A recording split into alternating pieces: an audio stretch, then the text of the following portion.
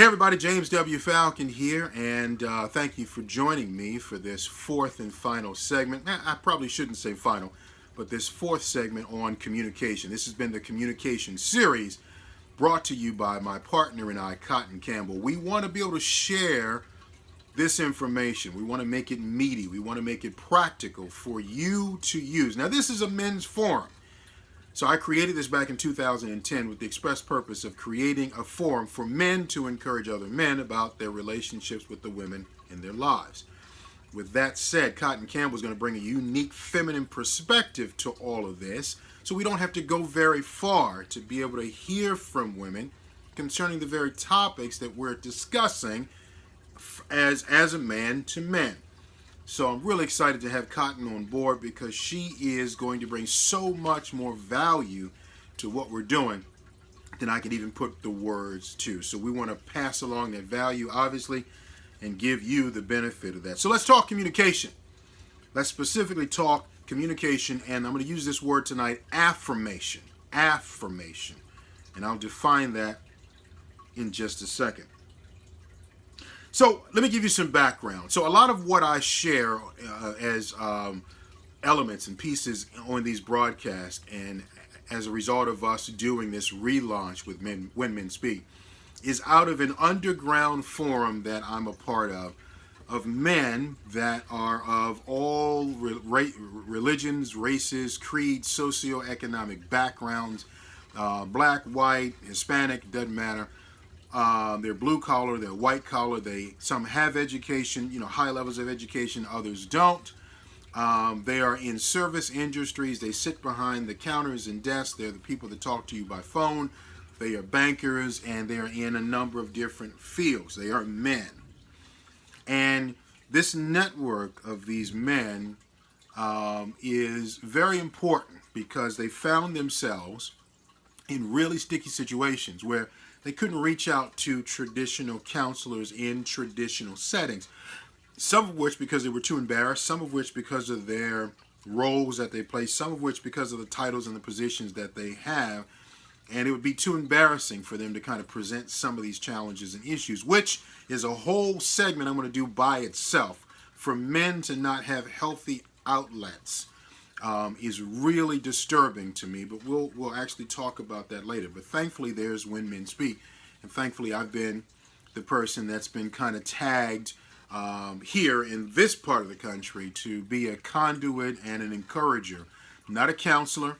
I don't do any counseling, but I am an encourager, and there's a huge difference, and there's a need for encouragement, especially among men. So anyway, these issues that these men bring to me and to my attention is what is going to be the source of a lot of what I'm going to share. So I'm going to do my due diligence. I'm going to talk to you about, I'm going to do research. I'll talk to you by way of articles and things that I've seen and read and videos that I've watched and listened to, etc. But the bulk of what I'm going to share is going to come out of what's bubbled up from this men's network, from different conversations that I've had with a number of men.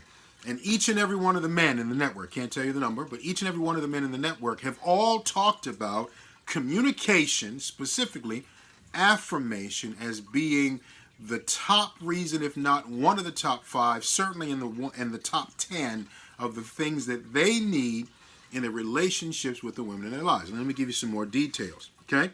All right, so here's the background. Here's the background. Men need to be told of our worth and our value very often. If you don't hear anything else that I say tonight, hear that piece. Men like to be told, we like to be told of our worth and our value very often.